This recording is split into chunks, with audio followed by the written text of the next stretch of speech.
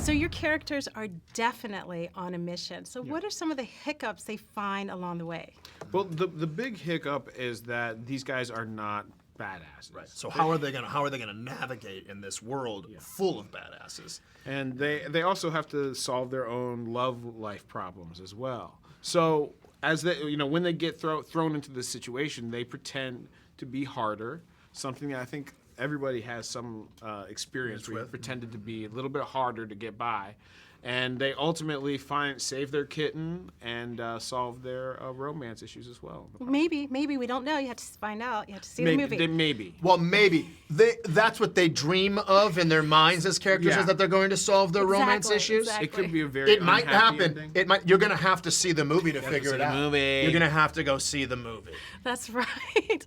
Well, you guys always seem to be in rhythm with each other. So when you're shooting this film, did you stick to the script or did you find yourself improvising a lot? We stuck to the script for the most part, but really the way we've worked with our director, Peter Atencio, who directed the majority of the sketches on Key and Peele, was that you'll make sure you get everything for continuity, and then there'll always be a little sugar take, or what we call in our little cadre, we call a 5K, which is a fun run.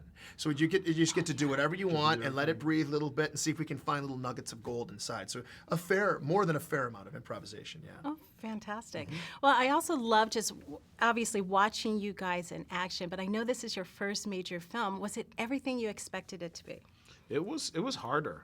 It was harder to make. I mean, we were in New Orleans in the summer, shooting this movie. It's a crazy schedule. Some things you don't think about. It's like, oh yeah, if we're gonna be tied up in a warehouse and screaming for our life, that's gonna be happening all night. Yeah, you forget that that's gonna be 7 hours of that. You know what I mean? You're like, really open up my chest on this show. Feel more flexibility in your chest. Oh yeah, that would be the arms behind the back for 10 hours. Right. And little kittens scratching the kitten's not just hitting the ropes. No. He was scratching. I mean, his hands were the ad hoc scratching post for the evening. And there's nothing you can do. What are you gonna do? But we have, we surrounded ourselves with this amazing cast. Amazing crew. Yeah, Method Man, Tiffany Haddish, Jason Mitchell, Neil Long, Will Forte.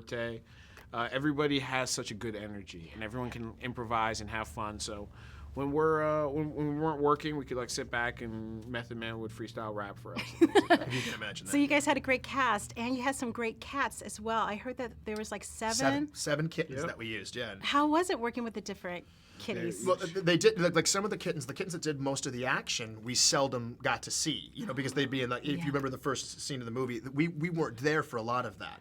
But then the cats that, I didn't get to hold the cats that are the ones that little kind of snuggle up against your chest and stuff like that. So Jordan had the pleasure of doing that, and Method Man had the pleasure of doing that. But it's amazing. Each one has its own personality. Each one has its own set of skills. Wow. The cats have their own set of skills. And it was amazing to watch them be very adept at what their particular skill set was. Wow. Different actors have different processes. It's very true.